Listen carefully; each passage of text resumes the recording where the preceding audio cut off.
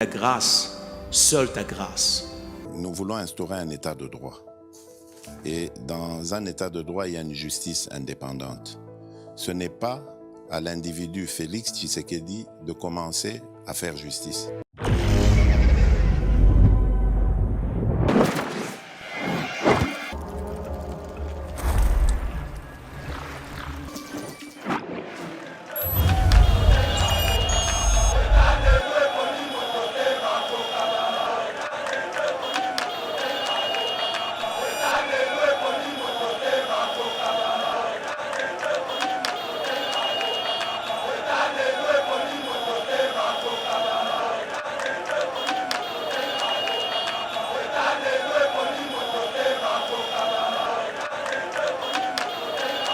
Nanga yemo kwa lobike mutoyo azalaki élu moyen to soit na wana ezate sko nanga olingo zwa biso mutu pourquoi hein Vieux Corneille olingo zwa biso mutu pona nini yo moko mutoloba makambo yo devant Jean-Marie Kassamba et lelo tola muka Nanga qui se permet, ya koloba que non. Je vais maintenant publier le vrai résultat. Le vrai résultat. Kane Bokosa Shadara Bimara 3e. Je vais publier le vrai résultat pour Boyeba sort ya président Tshisekedi. Nanga. Et talibisotin makambo yo moko lobaki devant Jean-Marie Kassamba. On est allé rose la primature, j'espère. Le 26 janvier 2001, après avoir enterré Laurent Désiré le 23 janvier. Katumbi aye. Ba Congolais totikala kotuna Katumbi te. Oye Moses, oye Nissi Soriano, oye Dargano, tu étais où?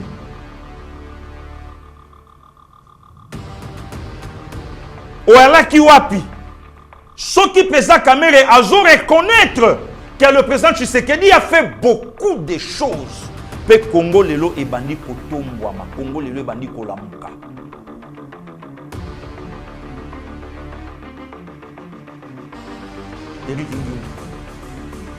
Mais ma maman auto kita totikali kaka na 3 mois septembre, octobre et novembre. Déjà na octobre makelele ya élection bandi. Où sont les réalisations ya Mokonzi Mboka aux na ordonnance? Je crains monsieur Rikingindu.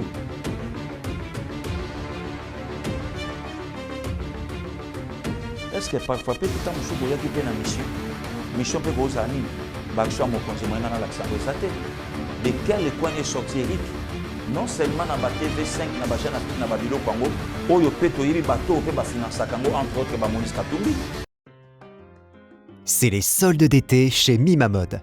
Le spécialiste de la chaussure italienne de luxe et de costumes haute couture vous fait bénéficier d'une remise de moins 20% sur l'ensemble de sa gamme de produits. Profitez-en du 28 juin au 25 juillet 2023. Mima Mode. Notre boutique se situe au 12 rue Parisis à Dreux.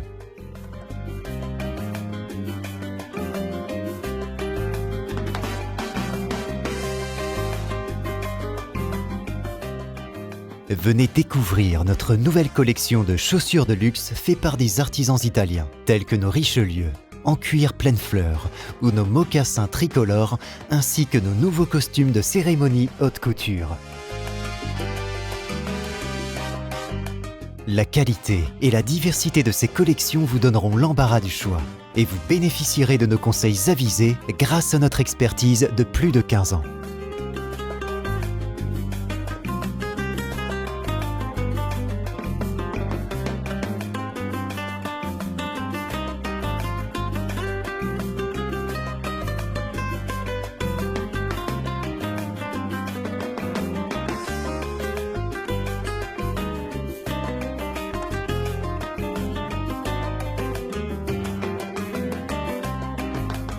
Rendez-vous également sur notre site internet www.mimamode.com. Avec Mimamode, l'élégance au masculin, c'est pour vous. BioHerbs Cacao est un cacao en poudre de première qualité, mêlant l'utile à l'agréable, originaire d'Afrique. Les bio-cacao possèdent des propriétés médicinales et aphrodisiaques naturelles et puissantes. Un autre cacao n'est composé d'aucun arôme artificiel, d'aucun colorant ou de conservateur. Avec de l'eau chaude, de l'eau tiède ou du lait, profitez d'un tendre goût des cacao. Avec BioHerbs Cacao, vous êtes assuré de retrouver une capacité physique optimale.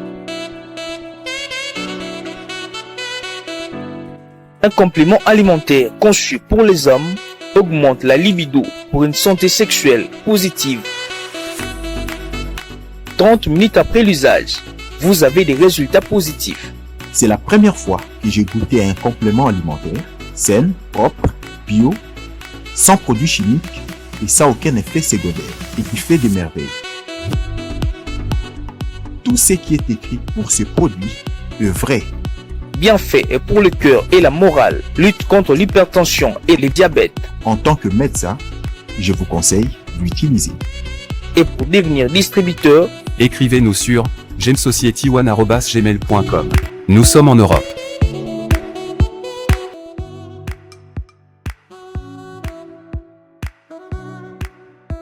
Nous sommes aux États-Unis et au Canada.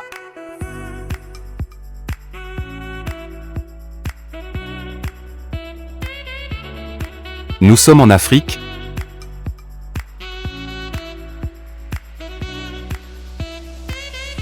Nous sommes à l'est de la RDC et à Kinshasa.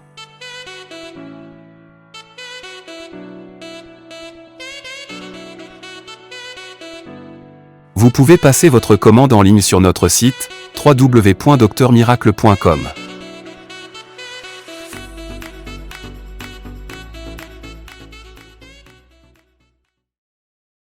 Bon mardi na ba Congolaises et Congolais oyo baza éparpillés baza de partout dans les 5 continents oyo motema na bango eza toujours na katamboka oyo moko nzamba pesa biso la République démocratique du Congo kimia na mabota na bino on est toujours ensemble donc tokutani lelo kaka ndenge mosala ebengaka biso mikolo yo naza encore moins étiqué na plateau ya Yeba TV mon cote mon pote mon frère mon ami Mitteranaya azana mission de service quelque part avec la dame de fer Pascaline Kassongo le grand génie le maestro Steve Condé bana mission bakepeka kosa musala et bon remarquez que mikolo totikali bana bitike jusqu'à ce que basi sape oya bango kuna bazongela biso ndenge tozalaka nzambe na lola abatela oyanga baninga esika bazali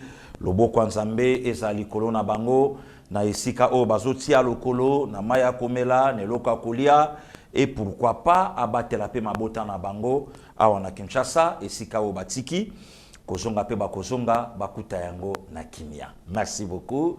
Lelo nalingaki tobeta mwa masolo mais avant yango ka ndenge zalaka tolingaki totombela mbotama elamu na yabiso leki ndeko mwana muninga ABG Abigail Kilungu o lelo azo sepela mon colonel en mbotama Abigail Kilungu ne certain 29 août d'une certaine année à jamais si balo bakate puisque moi ça sa maman lelo azo soufflé bougie naie et ma soeur ma mère ndeko abigadenu que du bonheur mbotama yelamu de la part à ton yaya ton frère donc le beau Kwanzambe eganga photo yango wana Rabi Mokoko le successeur de maestro grand génie yewana zola kisande kone ya mwasi oya biso to alakane yewana Abigail Kilungu ABG mwana mayele ebele et journaliste aussi malgré le loba yana bango na ndenga vuluba alali ala muki cher internaute alala la muki cher internaute wana te wana masoke mapa na palmarès ifasi kokuti kombo do ba msuba le kaka kombo tikalate voilà donc Abiga Nzambe abatela. Aujourd'hui encore, 29 août, Tonga tout penser dans le roi de la pop. Parti aujourd'hui, 14 ans, depuis 25 juin 2009. Michael Jackson. Né aux États-Unis un certain 29 août 1958. Oh, Pasteur Gili. Vous connaissez Michael Jackson? Oui. Iwana, le roi de la pop. La star mondiale, Michael Jackson. Donc, ce qui, Azala Kalelo, Alinga qui a totalisé, je crois, 65e année naïe. 65e année naïe. Il est parti trop tôt, mais quand il est artiste à Koufaraté, il vit à travers ses œuvres, et le pasteur qu'il a pensé naïe, 29 août 1958, 25 juin 2009. Le roi de la pop, Michael Jackson. Nous avons quand même grâce à mon papa naïe na misu, à Kinshasa. Na mon papa naïe na misu. Nous avons grâce, il y a comme une fenêtre, il y a chambre où il y a bimisaka moi naïe na Londres. Nous avons grâce à mon ango. Nous avons place là batu bayaka na bango ka batelemi na bango ebele, ba o kanisa nege Jackson a présenté ka mwana. Donc, abimisaka mwana ebo pa batu balai na se. Oui, na komati hotel ango, na mona pe chambre, na mona pe na fenêtre, donc voilà. Et les lots quand même to penser na e, bande konyo sa London kola batela bino, ba yakem singoi, ba Oscar Kayembe, maître Madi Banza, grande sœur Azawa. Maman Sevembi à Anakin, merci beaucoup de ce Benganaki maître Madi, mais nan tokuta na gite Weston dazo monanate, Weston Mukendi, maître Madi mutuna monanate. Voilà donc bande konyonso ya Londres, ba trésor mwamba nakoma kolo abatela bino, on est toujours ensemble. Donc to penser nango meilleur. Tokai quand même n'a pensé pe na mutumo kwa za cher ponanga. Maman Karine Kabongo. Épouse ya papa Roger. Bango bazana na Saint-Louis na États-Unis. Passe taper. Et anniversaire à mère. Tindelanga photo à mère. Ba photo tout ya mère kaka yo toujours na pointe. Toujours na encadrement. Toujours l'encadrement. Bon, Rabi, l'aksaka a couple rock mbalamoko. Mais, et la kinde ya mère. Et zande ya mère. Eza ya yote vie. Eza de ya yote. Et les anniversaires, Maman Karine, Kabongo, couple rock, un couple très exemplaire, très engagé. Nous avons appelé ça motema wana. Motema wana ya bolingo. Motema wana ya kolinga batu. Et voilà. Donc, sur otali moi ça le roi mobali nae, otali mobali apeka le roi moi sinae. Donc, bakokana na makambo. Et les anniversaires, Maman Karine, Kabongo, nous avons à batela. Esika oyo ozali tolinga ki pe to penser na rekogeniti ya mona yepeleka ilobi mais photo ebimayite photo quand même mona na peli susu po wana baba oya biso Rabi Mokoko merci aussi na yo wana bandeko ya biso wana bato ya biso bandeko lelo na yaki poto clore débat oyo to betango lisute oyo na rolobelango lisute. Donc, ce na lobeli yango, c'est que mutu oyo na olaksa vidéo lelo, parfois, tant sou mutu, et cause appelle na ba problème. Puisque tant to sala misala oyo lelo, to yebaka te ke ba image etikalaka. Ba image etikalaka. Alors, ces derniers temps, makelele moko salami, à propos ya Corneille Nanga. Ba parole oyo nanga a tenir na ba point de presse à Sali na makambo alobi Félix Tshisekedi azo diriger mboka o na tâtonnement et le côté patati patata. D'ailleurs dans les jours à venir n'a ko publier ba vrai résultat alors et Sali makambo belé bandeko balobi. J'ai aimé la vidéo. Il y a papa moka sala ki na kata mutu kanaye batindele ngangolobi là où il est en tout cas na pesi mbote oya lobaki alobi na okamwa bato yo batanga na mboka na biso bato bayebisa biso batanga oyo pe biso moko toyebi ke batanga sikoyo kotanga na bango eza ya nini. Pourquoi? Potangu tato ya zolobake je vais publier le vrai résultat. Mais Mouto Yoko publier les vrais résultats, Azalaka président sénité, Azalaki na armée, Azalaki na la police, Azalaki na service à renseignement, Azalaki na banque, Azalaki na lokomoko, Oyo Saleke yo banga. Nous connaissons en partie, nous prophétisons en partie. Merci papa. Oyo Saleke yo banga. Oloba ok, Aza quand même na milice, so ina tangi ete e ko balukelanga mabe botika na tangaye. Au contraire, simple opposant avant d'aranaye na limité na mosungi na ye, la très distingué na libota na ye, avant d'arana bango wana. Donc na obimisa te etali ete, mais à une seule condition.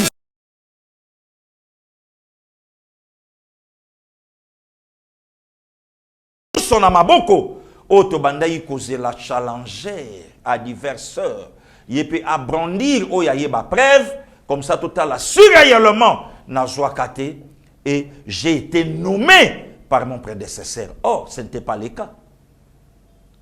Et na moi doutoyo nanga salibiso chantage comme pas possible. Oyebi kala to bandayi ko yiba moi ba sans zaïr ba en zaïr nandaku. Soyi kaka muto ya mona kio na enzaïru wana osengiye pardon. Abina oyebisa mamate. Ata ozolia lipa katelanga. So katelanga te nafu yomoko zuli po kateli. Ata ozongulu tasogi eloko ngoto banda oliani na chuda ko rappelenga ya rouge boye saint glace. Atie loboko. Soko pesiete nafu ta mbalamoko opesie ya mobimba.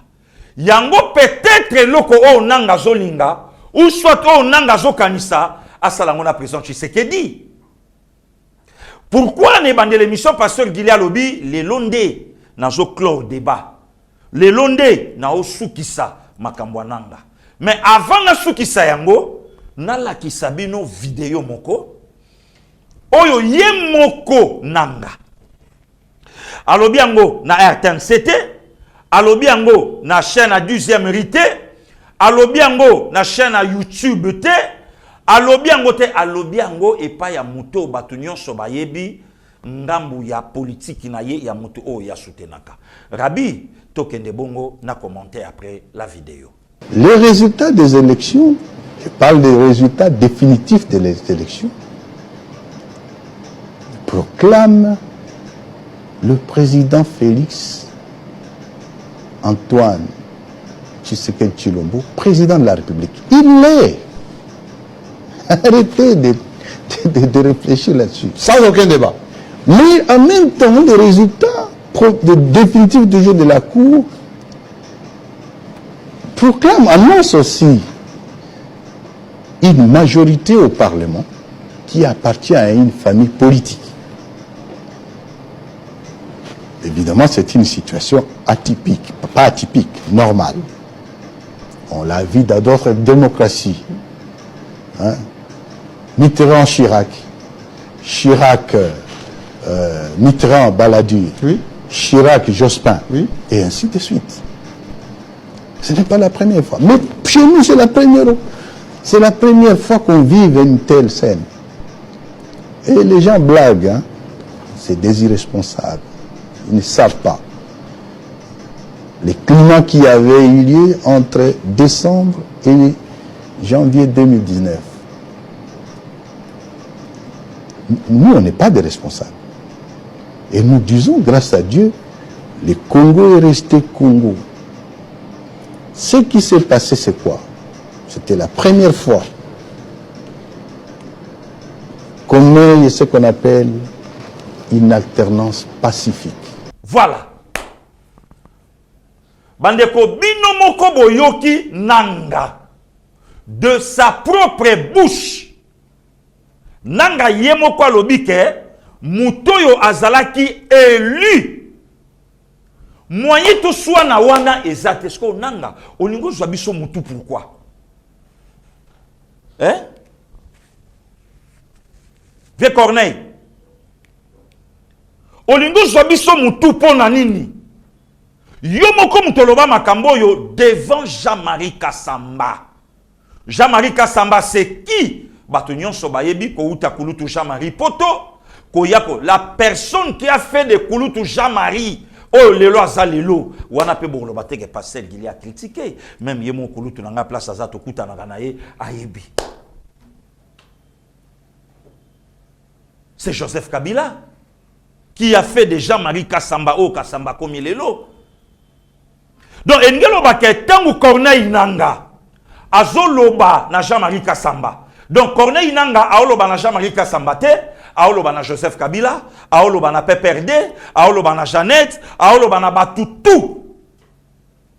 Que c'est Félix Antoine Tshisekedi Chilombo.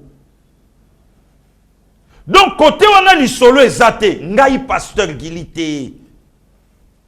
Là, c'est pas pasteur Gili. C'est pas Ngaï, c'est Corneille Nanga. Pongana Nanga Jalelo, ya Fachibino Nyosoboyebi. Là maintenant c'est Corneille Nanga. Compromission à l'africaine. Ok. Nanga Kena Bissalobi Abi, mais non. Mais Bino Mokoboyebi, il y a un président élu avec une majorité à côté. Debout Congolais, debout il y a PPRD, on a Toyebi Ango. Debout, il n'y a pas perdu. Debout congolais, il n'y a pas perdu. Tout ça majoritaire. Mais quand on majorité, na biso no komona. Bouger yango na tongo na poko kei.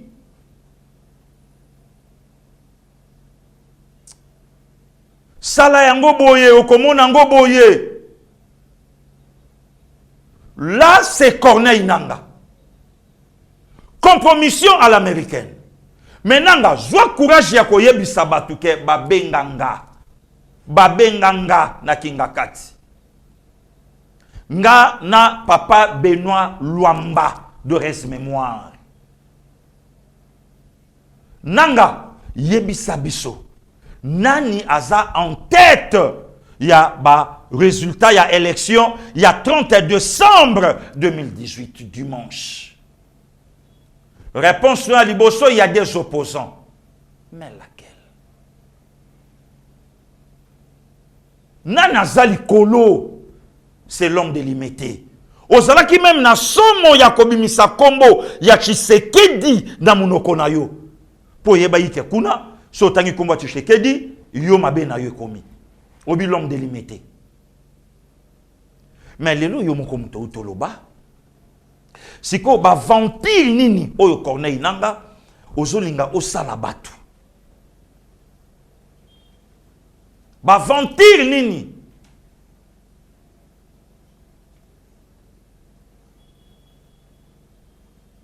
Ba vampire nini? Majorité fabriquée par la CENI. Majorité fabriquée pour bloquer le président congolais. Qu'on soit en otage, il faut Premier ministre Abima au sein de la majorité, selon la Constitution. Toyebi, une Constitution qui a été taillée sur mesure pour éterniser Kabila 100 ans au Motombele. Toyebi. Pour votre information, Bandekobo Landanga. Boyebi guerre, il y a Jean-Marc Kabounda à l'époque et le vieux Alexis Tambwe Mwamba. Bo se rappelez nango. Kasi majorité. Boyebi guerre ya nomination ya ba juge. Kasi majorité. Boyebi proposition ya loi. Ya Obin na Sakata. Kasi majorité. Boyebi yango. Oye la lisa ba tupongite na mboko yo. Ba opiko la président Tshisekedi. Comment akoki soki ko réunir de non a lancé makambo à Covid sans pour autant à faire asseoir des chambres. Ah gars, na kalisi sou makambo vraiment oya bosani yango nani? Boyebi yango. Kasi majorité te. Nani ayebi te ke premier ministre na président na mboko oyo bako juger bango te. Pourquoi? Puisque il n'y a pas l'organe oyo ekoko bengisa na lobi nanga premier ministre na tangi kombo mutu te. Kasi majorité yango bomoni sika nanga a mentionné bolanda nanga très bien place nanga a mentionné d'abord président de la République moyen to soit na place wana ezate bino nyonso boyebi yango, mais il y a une majorité oh yeza lié na une famille na une autre famille politique. Le bayi na ngonde komoko pasteur Gilia comme politicien ata eloko ko sala analyse te face lango analyse, mais oui. Oui. Il faut analyse.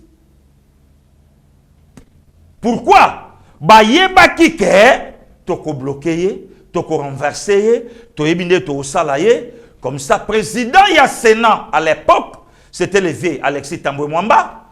Oyo même une photo, non, oyo même na bureau na ye. Photo mo konzambo ke zalakate. Parce que Gili nego nga ko rappeler biso makambo. Mais oui, puisque nanga obo sana. Oyo même na bureau ya maman présidente Janine Mabunda.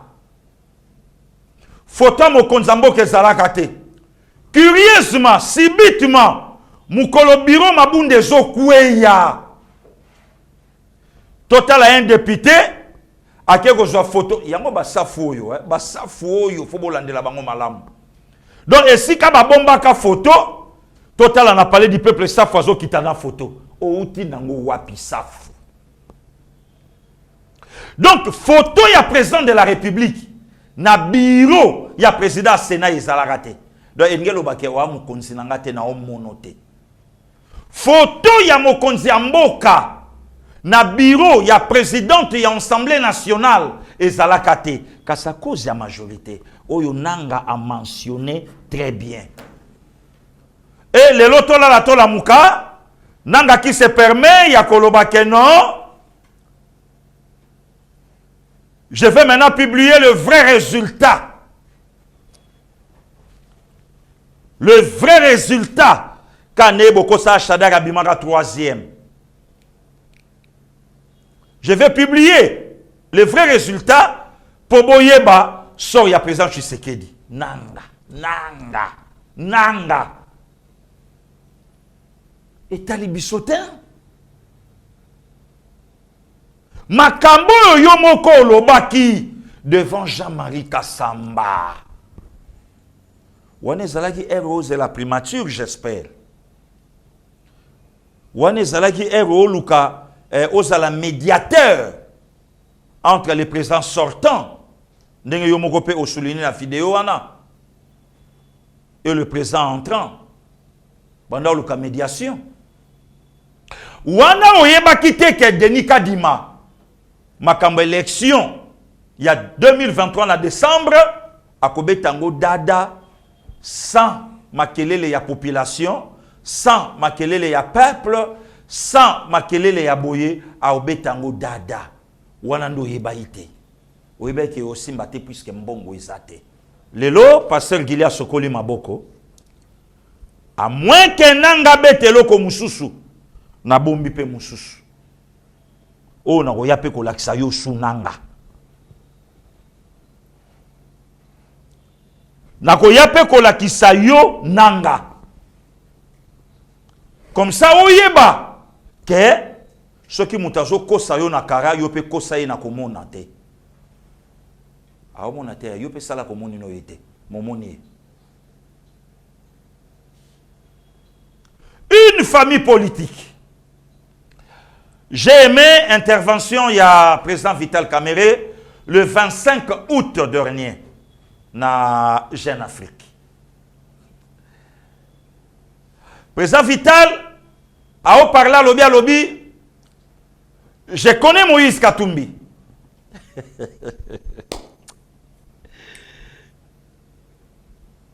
Na yebi même nandenge ayaka na pe perdre na 2002 après dialogue à San City.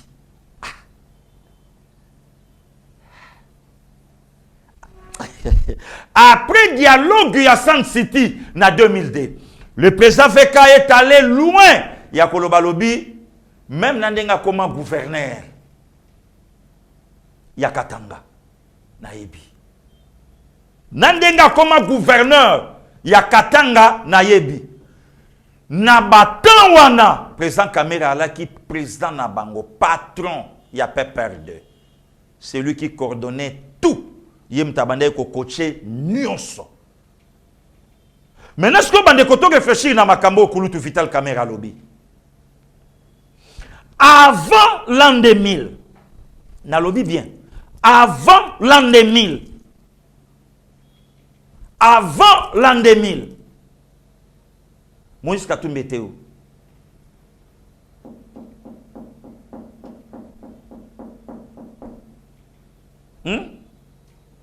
Puisque président Kamere a lobby en 2002. Après dialogue à Sun City, Nandenge a comme gouverneur Yakatanga, moi je savais.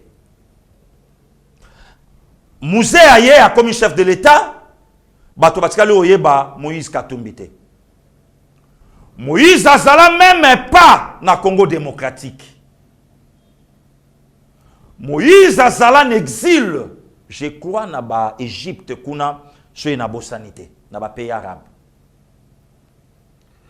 Demandez à Moïse Katumbi, raison nini oyo zalaka libanda, à l'époque, il y a Laurent Désiré Kabila, président de la République, 3 ans et 8 mois. Mouzé est parti, Mouzé est mort. Katumbi a directement comme enfant chéri. Il y a Moana, il y a Laurent Désiré Kabila, qui, Joseph Kabila, a eu pouvoir officiellement le 26 janvier 2001, après avoir enterré Laurent Désiré le 23 janvier. Katumbi aye. Ba Congolais totikala kotuna Katumbi te. Oye Moses. Oye Nissi Soriano. Oye Dargano. Tu étais où?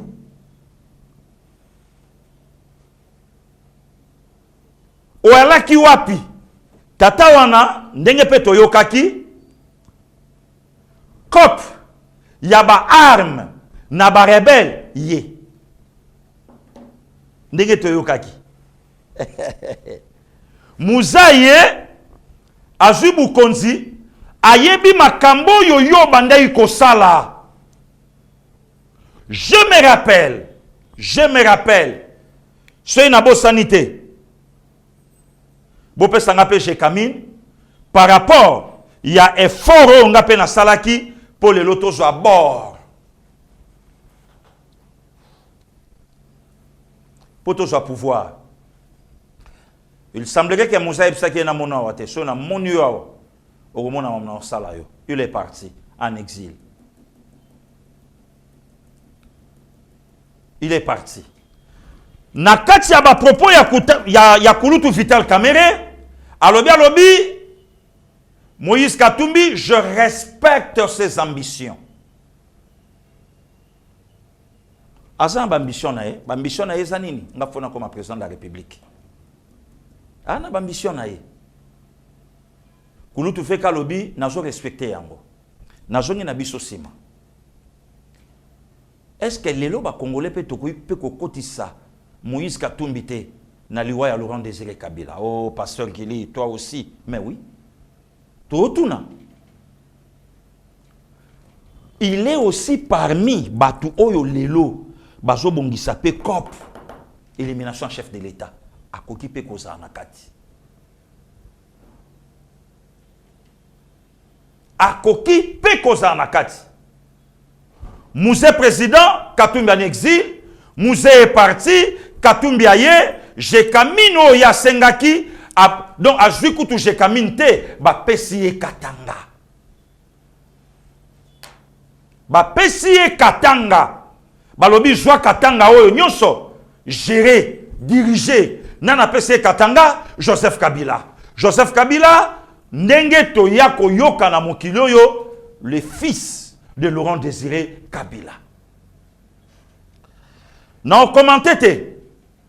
Mais boyoka analyse batumo basala. Il y a Katumbi kozwa Katanga. Est-ce que Katanga? Bozwi nyuso ya mabele ya Katanga. Et ça pour na bénéfice na biso ba congolais. Toté, je ne sais pas, Rabi Tokei.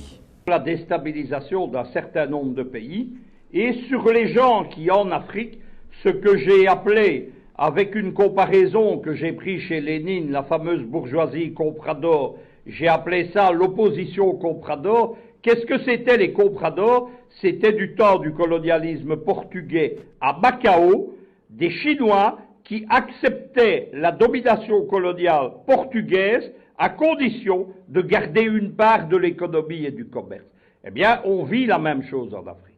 J'ai longuement averti sur qui était Katumbi. On est, avec le mandat d'arrêt international, dans le noyau, le fond de l'affaire. Si vous suivez les médias occidentaux, on a bâti une grande légende autour de Katumbi, on appelle ça une storytelling, c'est-à-dire qu'on vous invente la vie de quelqu'un. Il y a notamment un film, Katumbi, gouverneur du Katanga, qui a été financé en partie par Arte. Arte, ce sont les gouvernements de Paris et de Berlin, c'est de l'argent public. Et on nous expliquait que Katumbi était un honnête homme, que c'était quasiment le seul politicien congolais honnête, alors que c'est un affairiste qui a livré le Katanga aux multinationales. Ça, c'est un aspect du personnage. Le deuxième aspect, c'est l'affairisme. L'affairisme, qu'est-ce que c'est? C'est que Katumbi, il appartient à une très grande famille affairiste qui s'appelle en réalité les Soriano. Lorsque vous fouillez dans les dossiers Katumbi, vous voyez qu'il est détenteur de 3 passeports différents, avec 3 nationalités, et que dans ces passeports, il ne porte pas le même nom. Il y a notamment un Moïse Soriano, qui conclut les contrats Soriano, Katumbi, Katumbi bis, on ne sait pas très bien. Troisième chose, Katumbi, c'est le choix d'un scénario politique. C'est l'homme qui a été choisi dès les années Obama, le fameux sommet USA-African Leader, nous sommes à l'été 2014, il a été choisi comme l'homme qui était chargé de dégager la cible principale de ce qui est devenu le printemps africain, qui était Kabila.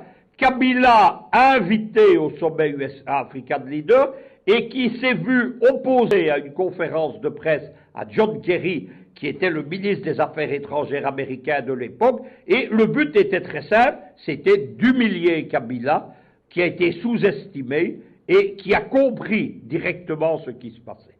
Que devait être Katumbi? Katumbi devait être le candidat unique de l'opposition. On a, mais les Américains ont l'habitude de le faire, surestimé sa popularité, et on lui a bâti les moyens de ses ambitions politiques. C'est-à-dire qu'il a été pris en main par des réseaux américains, de l'administration Obama, de ce qu'on appelle les vitrines légales de la CIA, de George Soros, ce sont toujours les mêmes gens, et de l'OTAN. Il y a une fondation qui est l'Atlantic Foundation aux États-Unis, c'est la principale fondation de l'OTAN aux USA, c'est elle qui a parrainé Katumbi. Katumbi, qu'est-ce qu'on a fait? On lui a créé tout d'abord une ONG puissante. Toyoki. Katanga au service de Bapaya. Yozwa kuna contrôlé. Nganana masolo muta osimbate. Nganana ngo. Pourquoi na lobby ke tokoki pe ko vérifier? Makambo Laurent Désiré Katumbi pa koza na kati. Po lelo. Ba mabongisi nyonso o ezo bongisama. Po na shit ya président Tshisekedi Félix Antoine. Katumbi pa na kati. Na ko betela biso lisolo ya marche ya 13 mai raté o esalamaki le 20. L'objectif c'était quoi? Objectif est qu'on paralysait Kinshasa. Qui était en tête de la marche, c'était Moïse Katumbi. Moïse Katumbi. Et kokipe kozalanini. Parmi kopo bango basalaka. na 2001 et Simba et il fallait pas ça lango sikoyo. Malchance pe lelo, c'est comme si on dirait bato musu pe lelo ba na union sacrée Kope beba. Tangu Kope bebi selon nos sources ba père na bango ba représentateur ba multinational na Congo ba yebisi bato wana mibale bokoki bo fanda boy o elongi na droite o elongi na gauche te to réussir copité. Il faut bosser la par tous les moyens boyo kanabino mibale pour to réussir coup o tozanango nde réconciliation na Katanga. Nde réconciliation na Katanga. Nde réconciliation. Tokende na ordre dispersé te. Tokende na ngote.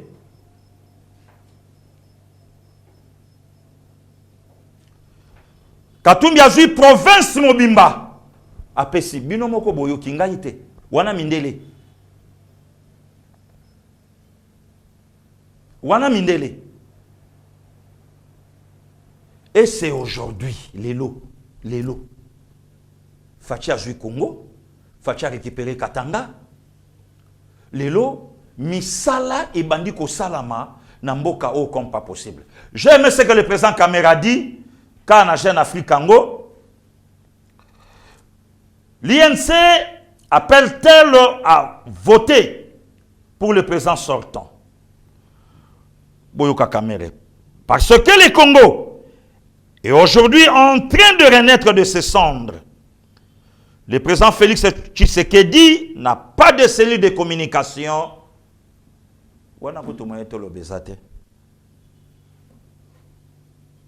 Eric Ngindu na yebakata zalagato azalagate. Eric Ngindu na yebakate nko yango ya nini. Soki na président Kamera lobi yango na Jeune Afrique. Racine pivotante ya union sacrée. Eric Ngindu a osa nini. Ce qui président Kamere a reconnaître que le président Tshisekedi a fait beaucoup de choses. Pe Congo lelo e bandi kotombwama, Congo lelo e bandi kolamuka.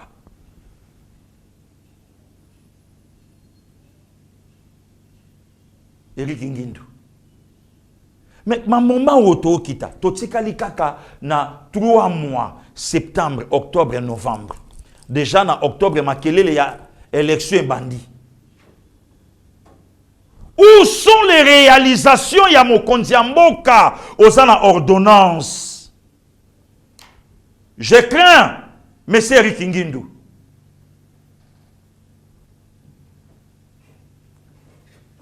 Est-ce que parfois peut-être un moussouko yaki pe na mission peut goza nini bakso Mokonzi moyenga na laksango esate. De quel coin est sorti Eric? Non seulement na ba TV5 na ba Jeune Afrique na Babilo Congo, oyo pe to yibi bato pe ba finance Congo entre autres ba Moïse Katumbi. Puisque c'est pas normal. Soki lelo na batulo kwa ba kulutu président Vital, ba komi koloba ba makambo ba oloba, c'est que moyen to bombe sali souté. Est-il de notre ou pas?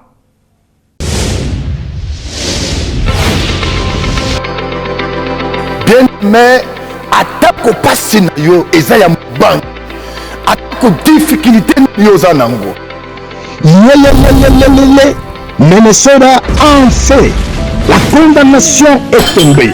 Jésus-Christ a payé le prix.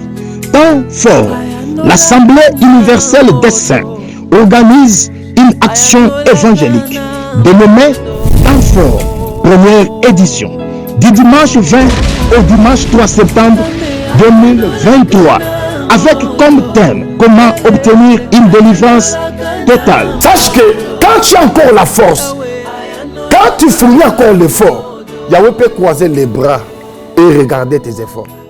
Bien aimé, quel que soit le niveau de ton combat, ou les liens, ou la maladie, Yehoshua Amashia a vaincu sur la croix. Tu as prié et gêné, mais sans succès, comme Pierre, qui avait péché sans rien obtenir. Mais sur la parole du Seigneur, il avait rempli son filet de poissons. Alors, ne ratez pas cette occasion. Habitants de Néapolis, Saint-Paul et les environs, ce programme vous concerne. Tous tous les dimanches de 12h30 à 14h30 et tous les mardis de 16h juste à 18h juste. Et samedi, consultation pastorale, car Yahweh parle. Ozana malade, ozana problème, osambela ogena, solution zate, Shaddai est là pour toi. Et Oshua Ambashi Alongi. Nous vous invitons à prendre part, venez nombreux, que le Seigneur vous bénisse. Bandekolanga ya Minnesota, précisément il y a Minneapolis, Tobengi Sibino Mokolo ya le 20 août, kino le 3 septembre, tozana Milulu Moko ya Makasi, auto organisé, Tobengi yango na kombo ya temps fort. Orateur, les serviteurs inutiles, les révérends Torah Makanda Motume. Une seule adresse, 12 235 Road, Rockford Road, Plymouth, zip code 55 441. Et à police, Minnesota, USA. Soyez les bienvenus à tous. Venez nombreux, c'est une occasion unique à ne pas rater. Yahweh est encore en œuvre.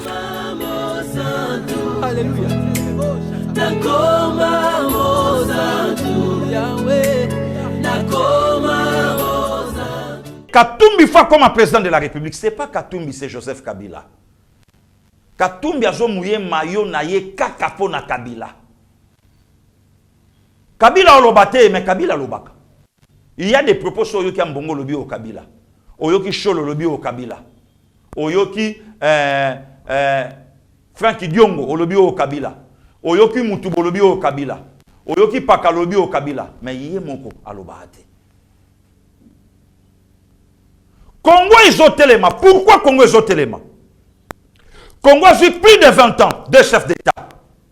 Arrivé na bango na pouvoir au Yoka. Rabi, pesangai image ya tata moko amundele. Oyo aopesa biso déjà plan oyo bapesi Joseph Kabila pour le Congo. Plan bapesi Kabila pour le Congo. Bongona yo laksa bino plan oyo bapesa ifachi te mais oyo fachi azalaki nango pour le Congo. Bongo to solana sima.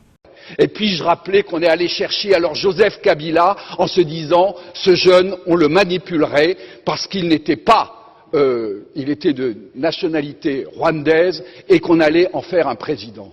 Tout ceci est de la manipulation. Ce qu'il faut pour la République démocratique du Congo, c'est une souveraineté retrouvée, une armée qui se batte effectivement, une MONUSCO qui est au service de la paix et qu'on arrête les prédateurs qui sont liés au crime organisé et avec des États hypocrites liés à des multinationales. Je vous remercie.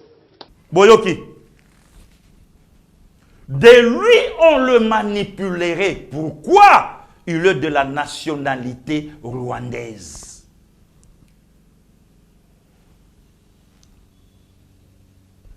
Est-ce que, n'est-ce pas, Yango Katumbi Olinga l'appelle lobby à Congo? N'est-ce pas, Yango Matata Pogno pas Olinga lobby à la Congo? N'est-ce pas, Yango Mukwege à ose l'appelle lobby à Congo? N'est-ce pas aussi, Yango Martin Fayoulou Madidi Azolinga pe azwa Congo? N'est-ce pas Yango Joseph Kabila Aolinga Azonga Lisusu pour bapesa Congo? L'objectif de lui, on le manipulerait. C'est que botala o bapesi programme teme oyo yemoko azanango pe makambo ya lobaka to kangisi ba image nango na o déjà ça sali dans 2 ans bon to zongela bino. Et moi, c'est ça mon souci, c'est ça mon rêve. D'accord, revenons. Et je vous prends à témoin aujourd'hui, si je suis président demain, Bokoyo Kate, que le président a laissé des milliards dans son compte. Non, mais je vais laisser des choses à la République pour qu'on pense à moi à travers ma œuvre. Boyoki makambu mutaoloba avant koma mukonzamboka nga Félix Antoine Sekei Chilombo mukolo nga na kotika pouvoir bokoya komona na compte na nga ba milliards te mais bokomona biloko oyo nga na osala na Congo pe bobanda okanisa ngai à travers ba biloko na osa mais ndeko bino moko bomoni armée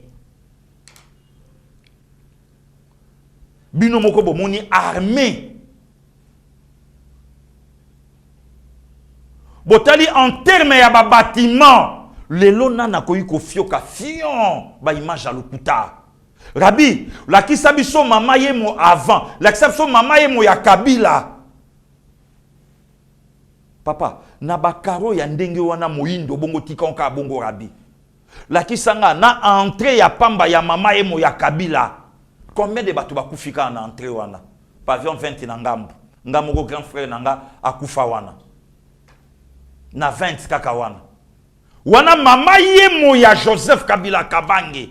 Pourquoi? Azalaki déjà na mission. Mission na yalaki nini? On le manipulerait. Pesa bisobo e boswa. Pesa bisobo e boswa. Autonga mama ye mo comment? 18 ans au pouvoir. 18 ans. Rabbi, merci. Mais chaque autre dit merci. Mais ce qu'on voit la maman ye mo pas sous Fati. Pas sous. Maman ye mo ya Fati.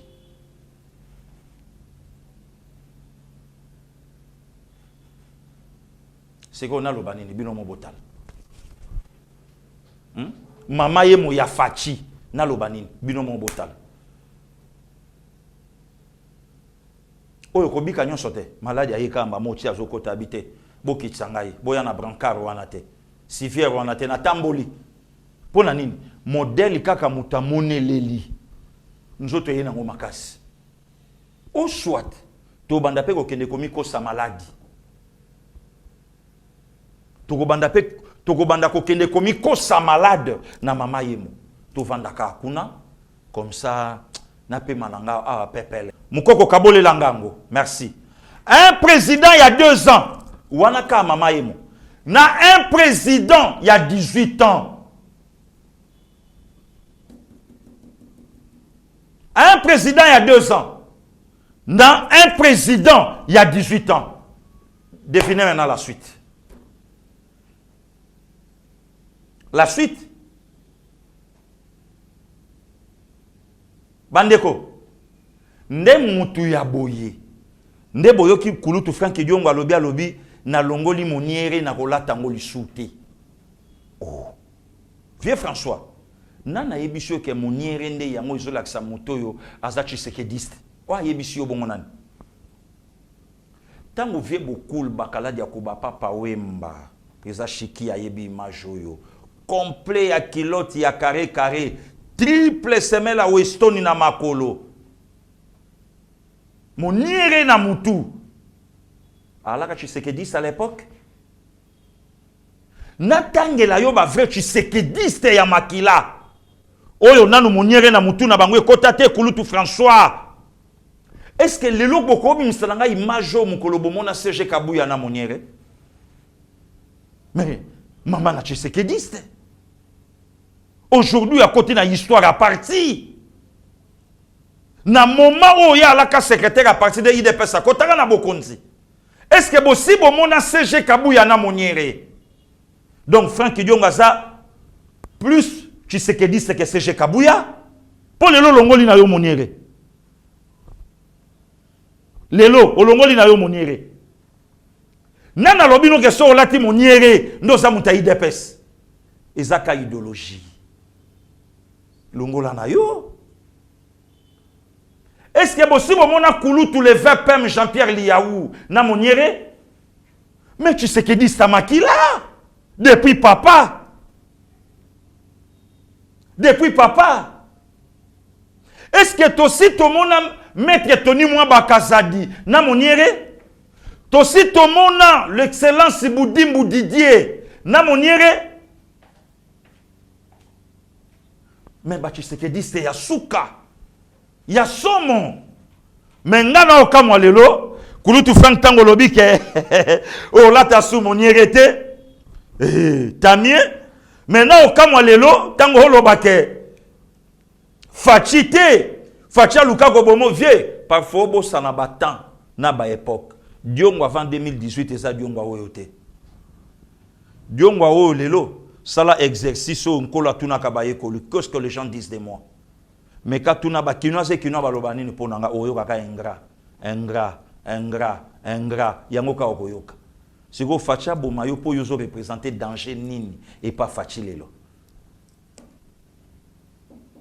Pozo représenter danger nini lelo et pas présent Tshisekedi. Kabo Mayo. Pozo représenter danger nini.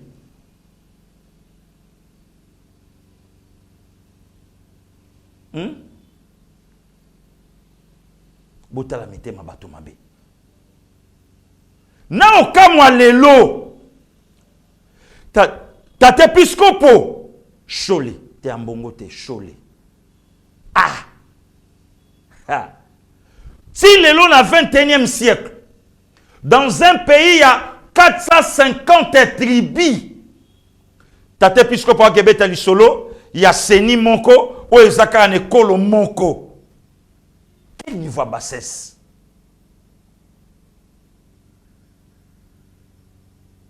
Tate Piscopo. Papa Tshisekedi mutaye bisaki bakasayen bokende tonda na avocature. Tata Tshisekedi mutaye bisaki bakasayen bokende tonda na magistrature. Papa Etienne mutatindaka bakasayen bokende tonda kuna na pastoral. Mais on n'est pas demandé de la patrie à l'Oba. Hein, vieux Cholé.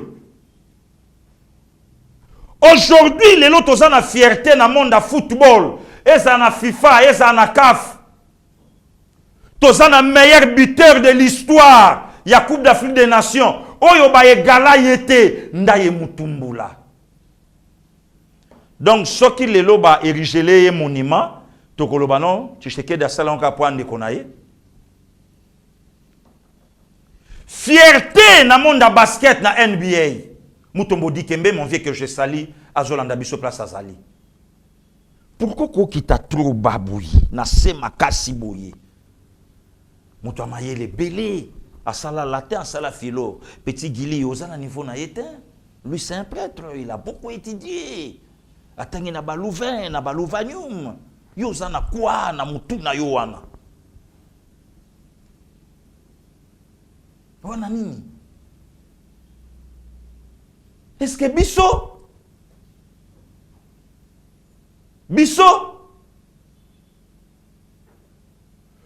le père Yarumba moderne Yambokoyo, le vieux Kabasele, Bisso Batoponaka, le prêtre noir où yavanda na histoire ya table ronde, Ngalula, Bisso Batotindaka. Mais nous sommes mabe ya kadima eza wapi. C'est que le pasteur Soni Kafuta Rokoman avait parfaitement raison. Yakolobake, ba yebisaki biso deni kadima te pour baza même ceux qui région, ceux qui province na mokonzi ya mboka. Mais nanga oya tangaka le président de la République Félix Antoine Tshisekedi Tshilombo. C'est un Kassayen? C'est un Kassayen?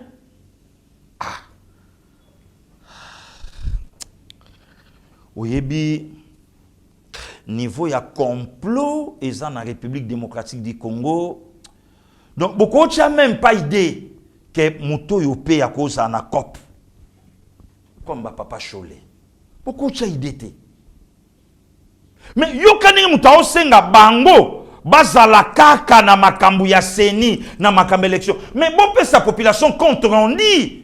Il y a rolo bino bojoua qui na observation na élection il y a 30 décembre 2018 boyebi sa seni nani un peuple congolais Martin Fayoulou Monseigneur Ambongo alobati na ba plateau ya bapaya Martin Fayoulou mais yo moko ozala clair ya kolobake tozala ika na 40% et na kata 40% c'est Fachi qui chapeauté. Mais Monseigneur Cholé, où sont passés le 40 000 smartphones? Oyo bozwaka toye bagate ko bela kapeli kukuma obela yango. La Belgique, Hollande, la France. Quelle honte! Quelle honte! En moment bino, misu na bino ka na élection. En moment bino, misu na bino eza Tshisekedi te, po na ye tokolia bien te, mais Tshisekedi a obongisa mboka wana etali bino te. Bravo, merci eza te. baninga pe ba évêque na bino na Rwanda oya biso ya la nini Senco Conférence nationale du Congo ya Rwanda koza nini Conférence nationale du Rwanda Senra baninga ya Senra bango wana batelemi baolo babalobi Masisi hein? Baninga ya Senra bango wana batelemi baolo bango bien na Kinyarwanda Masisi eza na Rwanda mais bino wa ya Senko misu na bino ka na élection e oza ndini candidat na biso olekate e bongo mbongo oyo biso tozwaki na 2018 mais comment on va rembourser ça? Faisons par tous les moyens que notre candidat Moïse Katumbi Chapwe oyo biso toyebi na kondima na ye aza moko ya biso yendaleka mais ti bobeta babiloko wana boyoka baninga ya Senera Conférence nationale du Rwanda Rabi Ochudi tokoma Kigali bongo tozonga nza baravuze ngo uwo munyamahanga muzana nta munyarwanda wari uhari ninde wari warababwiye ko ntari umunyarwanda Imasisi ni Rwanda nibyo dupfa n'abanyekongo jewe navukiye Masisi kandi narababwiye ngo tuzabiharanira kugeza igihe tuzabibonera ariko nakuriye Rwanda voilà oya kuna bazo réclamer Masisi bandeko ebele bayebi Masisi te bandeko pe Masisi ba Hollanda biso verdiro eza na Masisi nejo ekweya kakuna olamuki motalo lobi o Suisse tuna ndekolanga miterana ya place Hollanda nga sikoyo tuna HD tuna DG Shadrack Lolo tuna papa Didier Bayeye Mbombo olamuki otali lobi oyo Lausanne oyo Zurich ou bien oyo Berne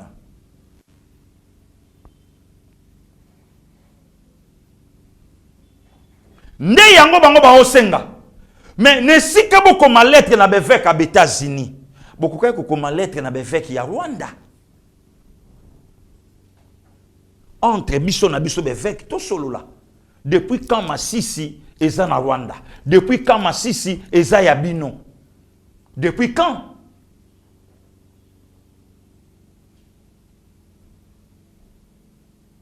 depuis quand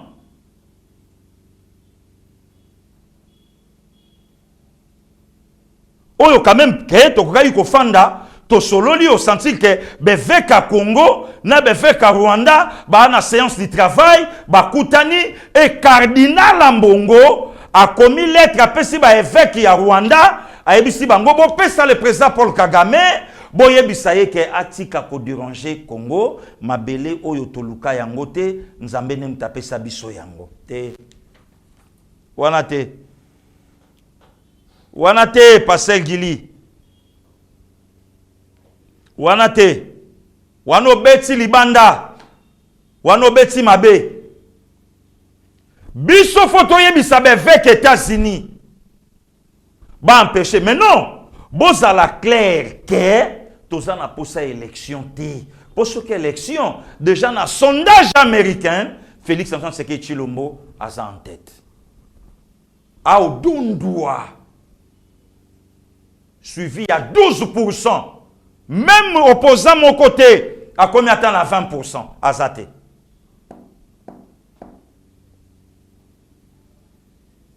À Zate. Ne place bino boké. Complicité à ma casse avec le Rwanda. Bisoto Sala par tous les moyens. Il faut déstabiliser la République démocratique du Congo à l'interne. Nakati.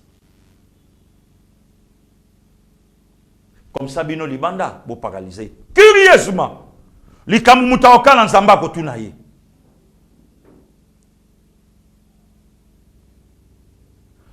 Ambassadeur à Rwanda, à Salakiawa, accrédité na Belgique, na Royaume, Belgique a boyi, à l'obi yete.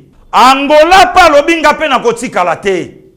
nako soutenir au moment que yo Rwanda aux Centrafrique aux na Congo Brazzaville Congo Kinshasa vu Afrique du Sud vu Burundi vu Burundi. Pourquoi les Burundi? Burundi atikala jamais kozala na relation à malonga na Rwanda. C'est à cause de Rwanda que Burundi a perdu le président à fleur d'âge. Le 21 octobre 1993, Melchior Ndadaye. Ndadaye. Le 21 octobre 1993. Et 6 mois après, le 6 avril 1994, Cyprien Taryamira, n'avion, Yena Juvenal Abiyarimana, a kufa na Rwanda. Na lobi bien na Rwanda. Pe banani basala makambwana Paul Kagame.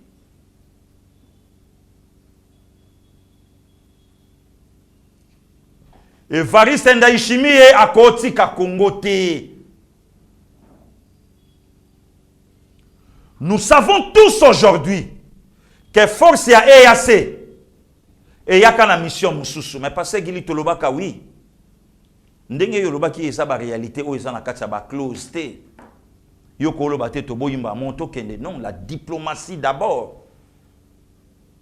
Monsieur le président de la République qu'on renouvelle accord à ECAC Wanate. Ne renouvelle même pas. Ne pensez même pas. Selon nos sources, le Rwanda na EAC bakomola tateni ndenge moko. Rwanda na EAC bakomola tateni ndenge moko. Et Congo azobongama pour récupérer suprématie naïe, le Congo démocratique, avec Félix Antoine Tshisekedi Tshilombo. Au moment que le président congolais a Zobunda, il fallait quand même évêque qui paye un beau cannabiso, accompagner archevêque à ville, province à Kinshasa, à Osa Nebe loge, et pas le président rwandais Paul Kagame. Ah! Quel niveau y a haine! Quel niveau y a monté Mamabe? Au moment que Mokonzambo Kazobunda, évêque derrière, Muto ya Zwa Katanga Mobimba, apesa Monambo Kabapaya. Mais apparemment, Bozo Mone comme un agneau. Bomone le quoi? Un faible. Moïse Katumbi. Or, un loup. Bande kono la sabino vidéo moko. Et au Sabino passe. Avec le célèbre opposant Matata Ponyo, Mapon. Matata Obi a une vision mususu ya Congo. Vision ya ba Etienne Tshisekedi wa Mulumba. Matata a capable ya kolongo la budget. Na 16 milliards à commission on a 18. Ah, Jésus-Christ. Mais Matata sali 4 ans la primature. Budget 4 milliards. Est-ce qu'on a 4 milliards? Moutoumoko ya joué on a 4 et na 16. Matata ibo tike la ngai na comme ça on a 18. Quel niveau aventure? Bande ko to mettre lisolo ya Bukanga Lonzo. Tolala tolamuka ba pesa Matata Ponyo marché moderne na ngana olobate. Rabi toke maluku tozonga. Plus qu'un simple espace commercial, le MIC, le marché international de Kinshasa qui voit la pose de sa première pierre par Matata Ponyo, sera aussi un grand centre des négoces des produits et autres dérivés agricoles. Avec une superficie de 36 275 m², implanté sur le site de Maluku à l'est de Kinshasa, le MIC sera en étroite connexion avec le parc agro-industriel de Bukanga Lonzo. Très ouvert aussi aux petits agriculteurs qui respecteront les normes, la concurrence sera loyale pour des produits alimentaires variés. Le ministre de l'Industrie, Germain Kambinga, estime que ceci est une grande étape. L'objectif poursuivi par le gouvernement est un objectif social. La croissance inclusive transite par ce type d'investissement qui doivent nous être rendus par des coûts et des prix accessibles à la masse, aux masses populaires. Nous avons bon espoir que dans les temps qui viennent, effectivement, les besoins alimentaires, les besoins sociaux alimentaires du peuple congolais, de Kinshasa essentiellement, seront rencontrés. Maluku sera une fierté pour les habitants qui se disent entrer dans l'histoire de l'industrialisation de l'agriculture de la RDC. Nous remercions le chef de l'État et tout son gouvernement. L'acte qui vient de poser va permettre de diminuer sensiblement le taux de chômage dans notre commune de Maluku.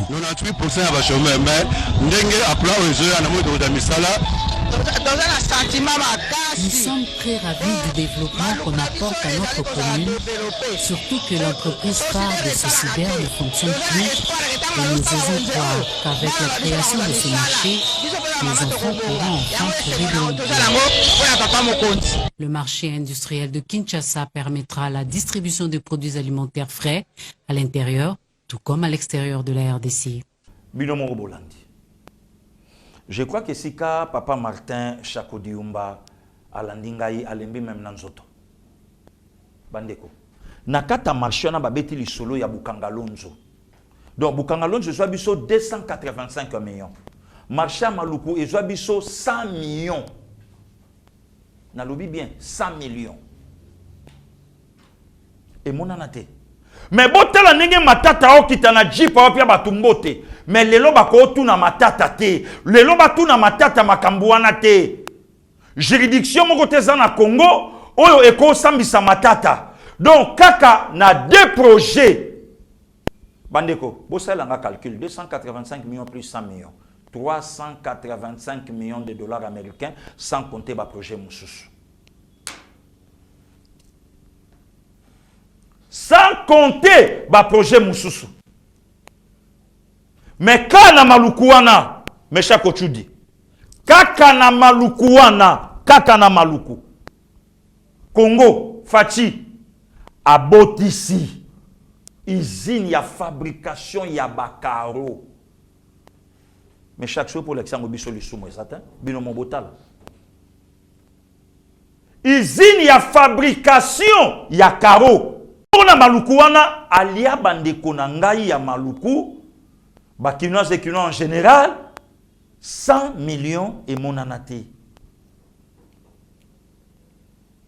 Ne bande l'émission na lobaki, majorité wana, et bongi saki makambuke bako sambisa mutute.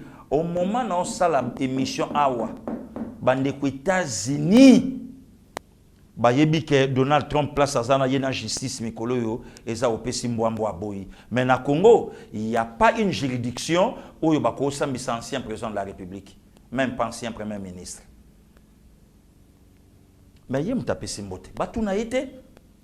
Il y a un simbote. Justice benga été. Quelle justice? Justice, il y a arrestation, justice, il y a acquittement. Bravo, monsieur le président de la République.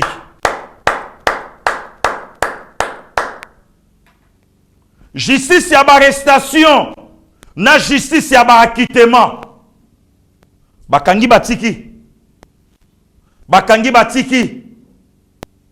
Image ya mboka. Image ya état de droit. Image ya le peuple d'abord. Image ya ko faire asseoir. Kendenge mokonza mboka za na vision ya mboka oyo. Na maye chubu. Justice. Des traîtres et des pions na kata justice. Nommé par Joseph Kabila. Bazo garder loyauté na bango. Joseph Kabila. Bako trahir yete, bako tika yete.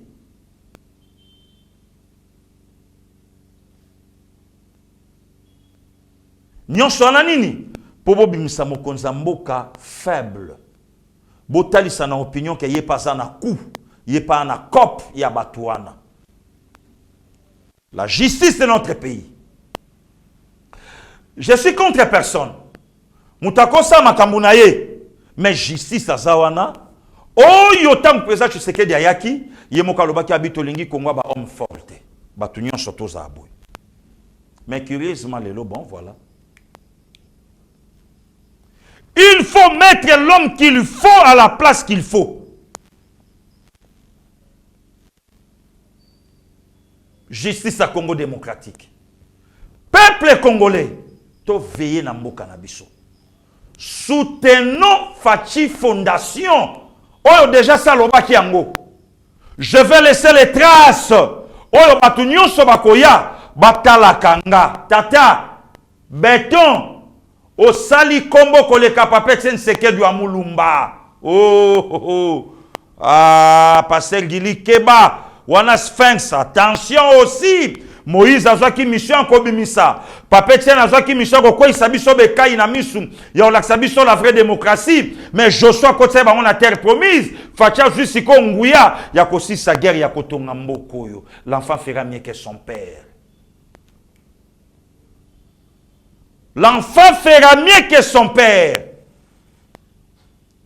Fachi totalo na zandu. Otudi laksaka ka market azandu nano esilité. Mbula nyose aussi la tobanda okansaka Félix Antoine. Fachi tobanda okansaka yo na mama yemo. Mais chaque maxi na image à mama yemo. Fachi chaque fois tobanda okita Lualaba, tobanda okanso aéroport na escalator. Pour la première fois, na lobby bien aéroport. Na escalator, Fachi président, Fachi fondation. Merci Meshak Ochudi. Yagoma yangoana, Meshak Olaksa. Université Yambujimai yangoana. Bongo bandeko na laksa bino salarena. Ochudi, laksa biso arena di, to yambama misia mundela obeta na salle mo na kin. Ils ont soki na 20 000, soki combien de places assises. Béton. Toloba te vraiment. Yaboye. Yoka opposant président Tshisekedi, Matata Pogno. Matata. Opposant depuis quand? Opposant, il y a président Tshisekedi depuis quand? Depuis Mboulanini. Pour campagne yoko sala o salango o lobanini. Yoka opposant, il y a président Tshisekedi Moïse Katumbi. Bakinwa na ngai. Bakinwa na ngai na zoya bino moko boyebi bakinwa na ngai. Bakinwa o bimsina bango jepe na match Adering Mazembe. Bakinwa o bomela bango lina foot. Bakinwa na yo depuis quand? Depuis quand? Wapi Pretoria oyo lobaka na bandeko na ngai ya Katanga. Pretoria oyo bandeko na ngai ya Katanga. Nzoko zoka Katanga popesa batata na yo libanda. C'est ça. Vision oyo muto alaki nango. Wapi opposant Fayulu Madidi. Mais n'importe quoi. N'importe quoi. Peuple congolais, soutenons Fachi Fondation. C'est notre frère, c'est notre sang. Toko défendre Congo oyo. Tinasuka. Nako aussi ces missions T. De reste mémoire à Sphinx, Papetienne, Tshisekedi, ou à Mulumba. UDPS au pouvoir, opposition aux alisouté. Kirisma lelo, bande koyo balaksaki biso ke bangonde bato ba l'opposition, koleka oyo biso to salaka. Lelo na mona leki nanga yuriye wana zo senga pardon na télévision. Kenala ki entouré na bandoki, yemoko atangi bakombo na bango. Songolo ndoki, Pakala ndoki, Fulani ndoki. Yemoko atangi bakombo. Il y a association des sorciers oyo place salaki na kati. Ndeko Yuri merci. Ola kisibiso natiri ya ba congolais, congolais ma la ndenge yo sali. Congolais soit moni clarté atikaka. Soyez pas moni que mabe alobaka. Olakisi mabiso goza frais de père et de mère. Merci. Opposition comme essoufflé. Bambama yemo ba université ba réhabilitation ya banzela do babilo ko belé et longoli siwa yambo opposant et commissaire mannequin Bogar botala linette ya brada te yango wana te komba oyo peuple ndenge nini wa yambo oyo opposant ya ndenge nini bokechu oyo leader ya ndenge nini tango yozo la salinette oyebiteka na este bato ba okufa wayambo tango yozo la kisalinette tango yozo la kisalezie dini biche mena este bato ba okufa tango yo la kisalezie tango yo la kisa bazwa wapi oyo memboke ya na nzalati selon combat na yo combat ya wayambo le changer forme akomotalisa misu akomotalisa Bogar mais ba Josar Kayembe ba kolobani na beauté ba excellence Budimbu ba olobanini ba kulutu andima kifova ba olobanini na beauté ozwa linette oyo bazwa wapi peuple okufa kasi nde yo komba na yo wenge akobeta te peuple okufa oyo peuple ndenge ni boke miziki bo okufa mais oyo pe leader ya ndenge nini akomola kisaka biso ba manette na beauté to sala attention na maloba mutu opposition et comme ya ba lesie dini biche Bogar wayambo tala pema ofinga la fachi place ofinga wapi oloba nini eloko olobesa te voilà un peuple congolais ne place to ngai totali sabino maloba mutu alobaka na esika o tokomi kimia na mabota na bino nzambe o ya batelaka akoba na kobatela bino élection ezali tobongama maponomi ezali tobongama. Merci, à la prochaine. Ta grâce, seule ta grâce. Nous voulons instaurer un état de droit. Et dans un état de droit, il y a une justice indépendante. Ce n'est pas à l'individu Félix Tshisekedi de commencer à faire justice.